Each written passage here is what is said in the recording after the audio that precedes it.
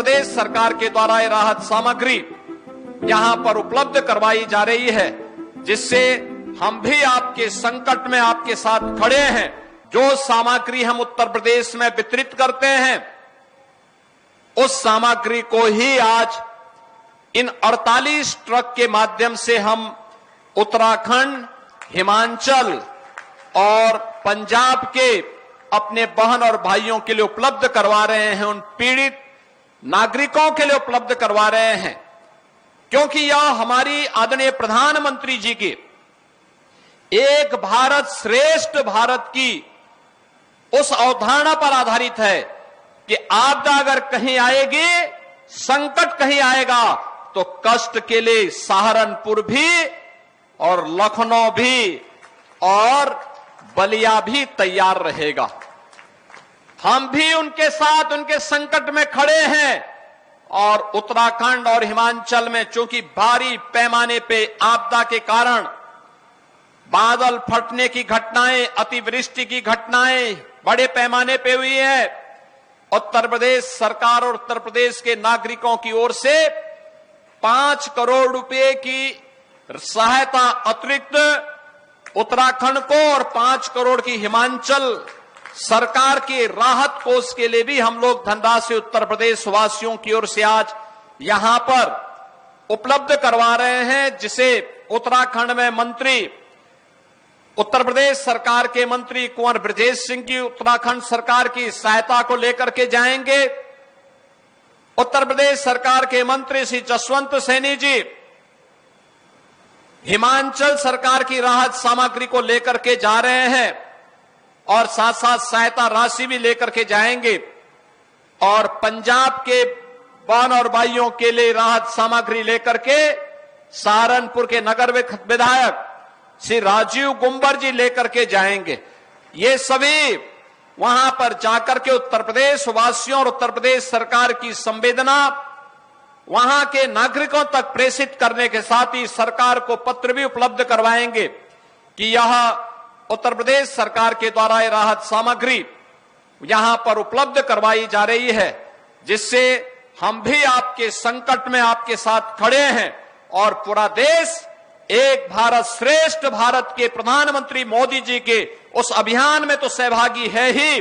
संकट में भी हम उस संकट का जब मिलकर के सामना करते हैं, फिर संकट संकट नहीं रह जाता है। और आज यही कार्य हम लोग यहां पर कर रहे हैं। उत्तर प्रदेश के अंदर जिन किसानों की फसलें बाढ़ की चपेट में, जल प्लावन की चपेट में आया है, उसका सर्वे करने का आदेश दिया गया है। और सर्वे की रिपोर्ट आते ही तत्काल उन अन्नदाता किसानों को उनकी धनराशि, नुकसान की भरपाई सरकार के स्तर पर प्रारंभ कर दी जाएगी। आज के इस अवसर पर जब यह कार्यक्रम यहां पर हो रहा है, इन 48 ट्रकों को उत्तराखंड, हिमाचल और पंजाब भेजने के लिए आज हम लोगों ने अपने इन 3 प्रतिनिधियों को हम साथ में भेज रहे हैं। मुझे पूरा विश्वास है कि तीनों जगहों पर हमारे लोग जाकर के वहां के पीड़ित नागरिकों को उत्तर प्रदेश वासियों की संवेदना और इस राहत सामग्री का लाभ उपलब्ध करवाने में सहयोग करेंगे। इस सब के बावजूद अन्य सहयोग की आवश्यकता पड़ेगी तो उत्तर प्रदेश सरकार और उत्तर प्रदेश की 25 करोड़ जनता हर पीड़ित के साथ खड़ी है, उन्हें हर प्रकार का सहयोग करने के लिए पूरी तत्परता के साथ कार्य करेगी। आज के इस अवसर पर मैं यहां के प्रशासन को भी धन्यवाद दूंगा। मात्र 12 घंटे की सूचना पर उन्होंने सारी व्यवस्था एक साथ एक समय सीमा पर एकत्र करके आज इसे हम यहां से उत्तर प्रदेश वासियों की ओर से भी यह हम लोग भेज पा रहे हैं। मैं एक बार फिर से उत्तराखंड, हिमाचल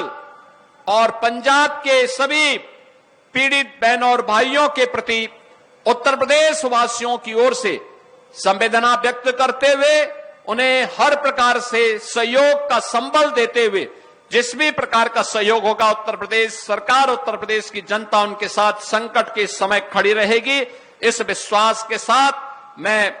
यहां पर दोनों अपने मंत्रियों को चेक की एक डमी भी उपलब्ध करवाऊंगा, क्योंकि जब चेक जैसे मैं इनके हाथों में दूंगा, दोनों सरकारों के खाते में पैसा, राहत को उसका पैसा उनके खाते में 5-5 करोड़ भी पहुंच चुका होगा। तो मैं ये दोनों डमी चेक यहां पर उपलब्ध करा रहा हूं आज के इस अवसर पर एक बार फिर से आप सबके प्रति भी कि आपदा के समय सतर्कता और सावधानी हम सब के लिए भी आवश्यक है, क्योंकि जल ज्यादा आता है और कभी कभी जल में हम सावधानी नहीं रखते, इसके कारण डायरिया हो जाता है। डायरिया के कारण तमाम पेट जनित बीमारियां होती हैं, वायरल फीवर हो जाते हैं। तो एक पानी अगर आप गर्म करके उबाल करके रख करके उसी का सेवन करेंगे तो वह लाभदायक होगा, पेट जनित बीमारियों से आपको बचाएगा और जल की शुद्धि इस समय तमाम प्रकार की बीमारियों से बचाता है, डायरिया से भी बचाता है। और जल एकत्र न होने दें, इसके लिए प्रयास होना चाहिए कि कहीं भी घर की छत में, घर के आसपास कहीं भी कोई पानी इकट्ठा हो रहा है, बरसाती पानी है या कहीं से पानी इकट्ठा हो गया है, उसमें डेंगू के लार्वा, मलेरिया के लार्वा पैदा हो सकते हैं। साफ सफाई, छिड़काव की व्यवस्था का ध्यान रखने की आवश्यकता है। दूसरी तरफ जगह जगह पानी भरने के कारण सांप और अन्य कीटाणु भी निकलते हैं, इनके कारण भी जनधन की आशंका रहती है। अगर किसी व्यक्ति को दुर्भाग्य से कोई जहरीले कीड़े सांप के द्वारा काटा जाता है तो झाड़ फूंक के चक्कर में न रह करके तत्काल डॉक्टर के पास ले जाइए।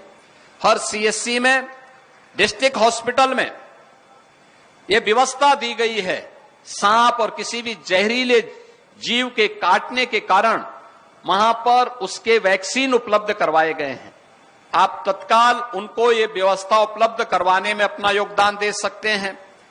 कोई कुत्ता वह पालतू ही क्यों न हो, स्ट्रीट डॉग हो या कोई जंगली जानवर काट दे रहा है, तत्काल जाकर के उसका वैक्सीन ले लें। एंटी रेबीज के भी वैक्सीन है, उसको भी वहां ले लेने की आवश्यकता है। और बचाव जितना हो सकता है उसका बचाव भी हम सबको सावधानी पूर्वक करना होगा, क्योंकि जब आप बचाव करेंगे और ये सीजन प्रकृति को फलने फूलने का सीजन होता है, लेकिन सतर्कता भी उतनी आवश्यक होती है। तो ये सतर्कता आपकी आगे आने वाले समय में पर्व और त्योहारों के उत्साह और उमंग में बदलेगी, क्योंकि आज से पितृपक्ष भी प्रारंभ हो गया है।